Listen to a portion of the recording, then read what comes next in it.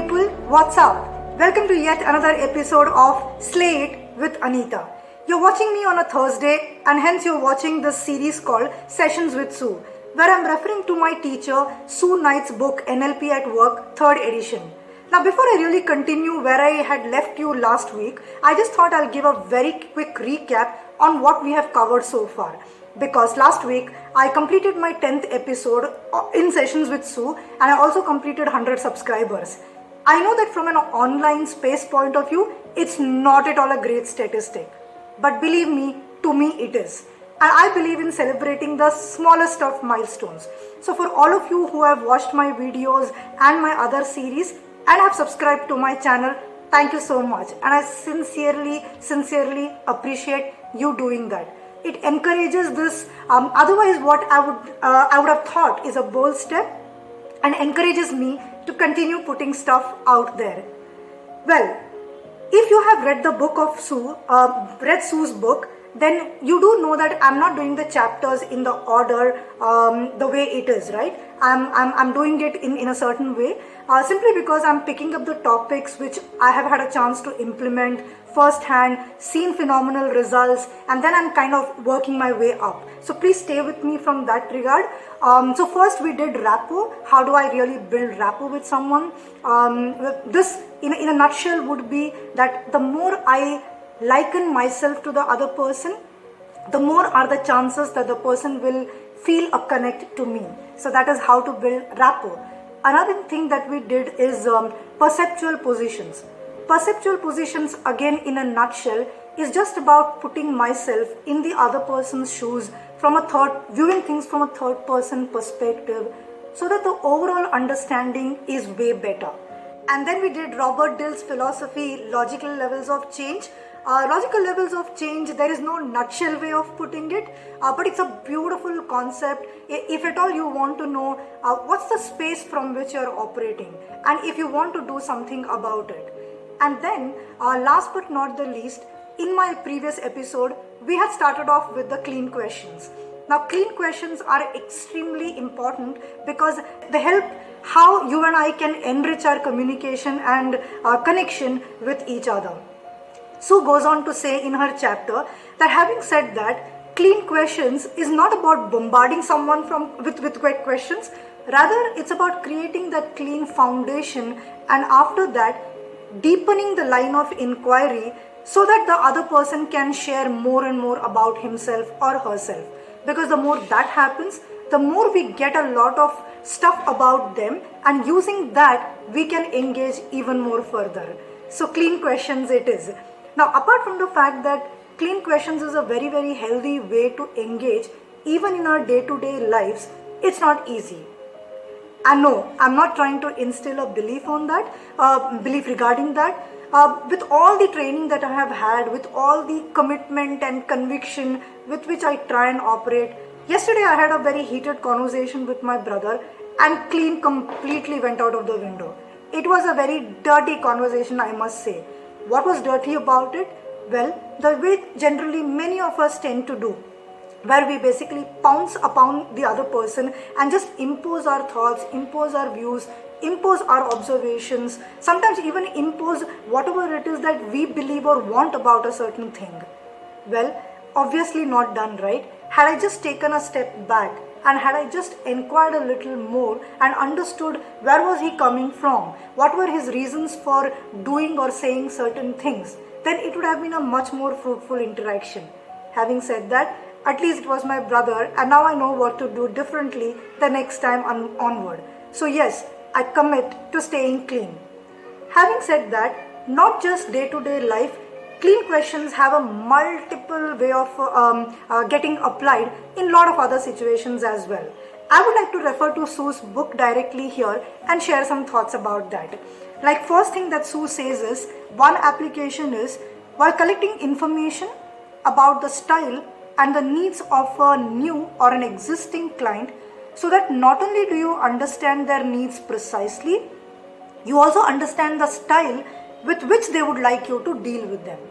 Now, what this probably means, or rather, what this means is that if I were to ask them clean questions, which means when they are talking about their needs or requirements and I say, and tell me more, I will get to know a lot of stuff using which I'll be able to position the services that I have or the products that I have way better without making any random assumptions because of my own thought process or my own filters. Number two, when someone has an issue that they want to talk through with you, this is an important one. Clean questions may be all they need to work out this issue for themselves. By asking the questions, you raise their awareness of how they are making their experience what it is. Remember, this is something we talked about even in our previous episode. When you ask clean questions or when you begin to ask clean questions, what happens is you're helping the other person break down the whole situation in a much more minute manner so that the person can then make a choice whether it was useful or whether it was not useful, and then go about doing something with that experience, right? And hence clean questions is important. Another situation is when you're not sure what someone means. Rather than assuming a meaning, check using a question. Now this is probably where I went wrong yesterday with my conversation with my brother. So never assume. And anyways, there's a saying about what assume is, right? As of you and me, not gonna go there. So yes, when you're not sure about what someone means, rather than assuming it, please ask a question. When you want to encourage someone to know that they have all the resources they need within themselves, by not providing the answers or suggestions, you encourage them to take ownership of their issues and find their own resources to deal with them. Now this, not just apart from the fact that Sue is saying, and she has put it so simplistically, I do believe that obviously human race is the most evolved of the race, right? Whether it is in terms of intellect, whether it is in terms of empathy, it's like we all have all traits, all qualities, all attributes, everything, all resources required within ourselves to make things happen a certain way for ourselves and for our loved ones around us. So yes, when I want to trigger this in someone else as well, in fact, if you think about it, if I'm able to make the other person realize that they have all the resources within them that they need, imagine the powerful space that it leaves them with. So yes, please ask clean questions there. Then, when you want to delegate and encourage independent thinking and working. Oh, this is again a big one. Many times it happens that, when you have given work to someone and it's not quite going the way you might have wanted it to go, there's no point in getting frustrated and then deciding to take over that work from the person. This is where, again using clean questions, you can help the other person break down the task and activity for themselves and see what changes that can be brought about. So next time they're able to independently do a much better job of it. I hope you're with me so far. Then, when you want to show respect for another person's experience and knowledge. Now this, even if it were not to be such a deep statement, it even happens in regular conversations where regardless of who it is that I'm interacting with, I want to kind of have the last word. Like, or like, yeah, I want to feel like, okay, I need to complete the sentence. Or like, I have to give my 2 piece. Trust me when I say this. It's like, to some of my friends, I actually tell them, you know what, call me out on this behavior if you find me doing that. Because that's like plain rude to do. So yes, if you're someone who's sharing something with me, then I know I'm going to be from now on very motivated to just stay mum, ask clean questions and dig deeper and know a lot more about you and what's happening with you. And when modeling excellence, while we have not covered that in my videos yet, this is where, let's say you're trying to pick up something from someone whom you admire and there are certain qualities that you want to absorb from them. Clean questions is again a great way to dig deeper into them and then implement that. Last but not the least, and a very obvious one, clean questions are extremely helpful when you're coaching someone.